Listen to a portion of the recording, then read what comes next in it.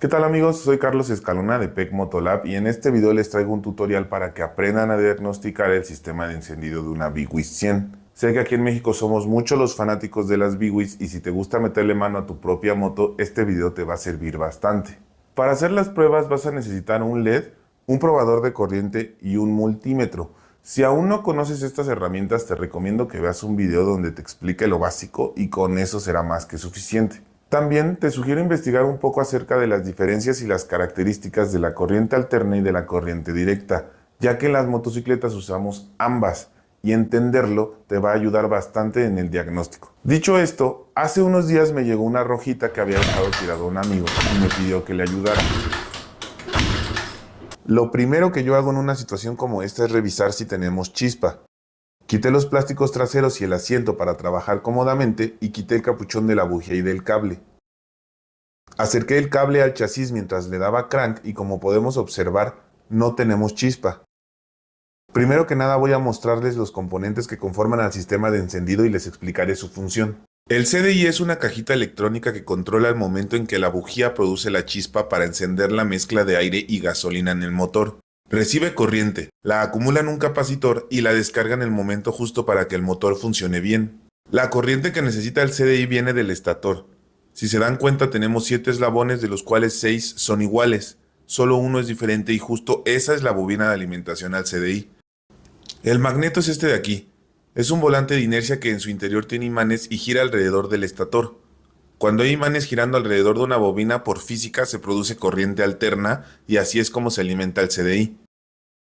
Ahora, ¿cómo sabe el CDI en qué momento necesita la chispa al motor?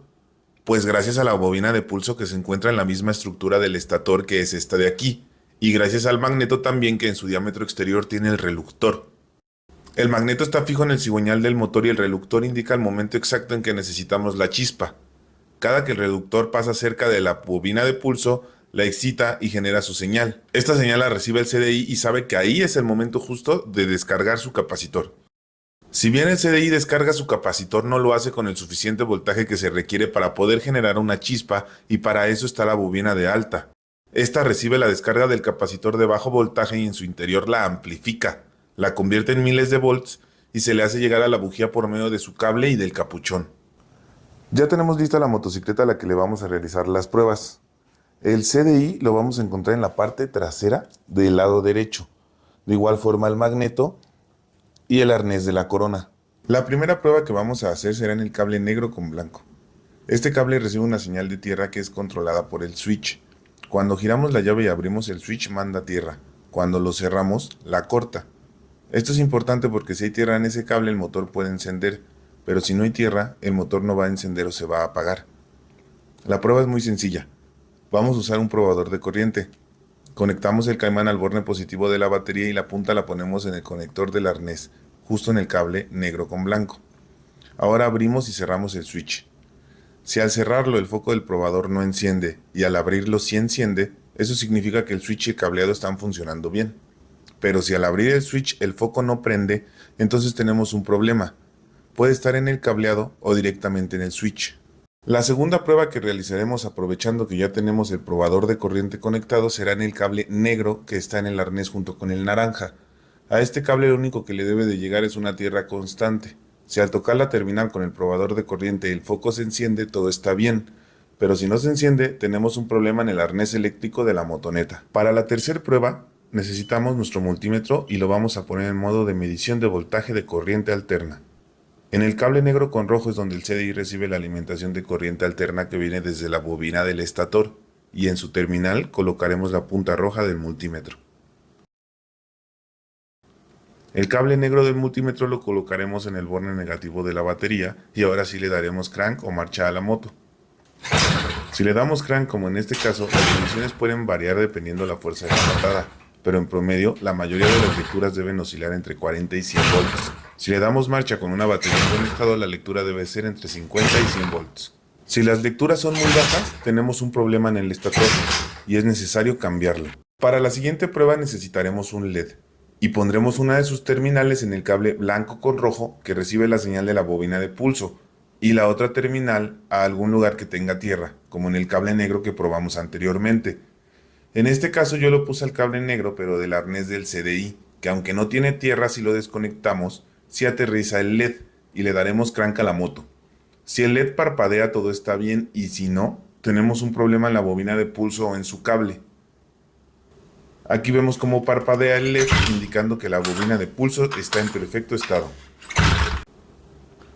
Antes de ir a la última prueba deben saber que el motor y la bobina de alta necesitan estar aterrizados a tierra y los revisaremos con el probador de corriente. En uno de los soportes de la bobina de alta hay un cable negro con una terminal y ahí debe haber tierra, y de igual forma en la cabeza del motor. Si por alguna razón no hay tierra en alguno de estos dos lugares, debemos revisar el cableado de la moto. Por último necesitaremos el multímetro para revisar la continuidad del cable naranja que manda la señal del CDI a la bobina de alta.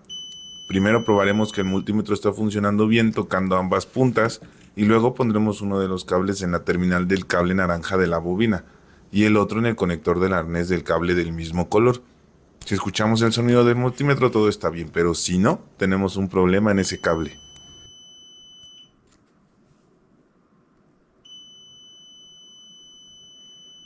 Si todas las pruebas salen bien y sigue sin haber chispa, podría ser un problema en el CDI o en la bobina de alta. Para poder identificar cuál de los dos componentes es el problema, podemos realizar la prueba del LED, ahora en la terminal del cable naranja que llega a la bobina de alta, al que anteriormente le checamos la continuidad, poniendo una terminal del LED ahí y la otra tocando el tornillo que trae la tierra. Si parpadea el LED y no hay chispa, el problema está en la bobina de alta. El CDI está enviando bien su señal, pero la bobina de alta no está produciendo el alto voltaje para la chispa. Pero si no parpadea el LED, el problema está en el CDI, que aunque tiene todas sus alimentaciones y señales bien, no manda los pulsos. El problema de la Biwis roja, por ejemplo, era en el estator. No había voltaje de alimentación al CDI como podemos ver. Le doy crank y el multímetro en algunas patadas no marca nada, en otra no llega ni a 2 volts y en la última alcanza a 11 y es muy poco. Lo reemplacé por uno nuevo y de inmediato tuvo chispa.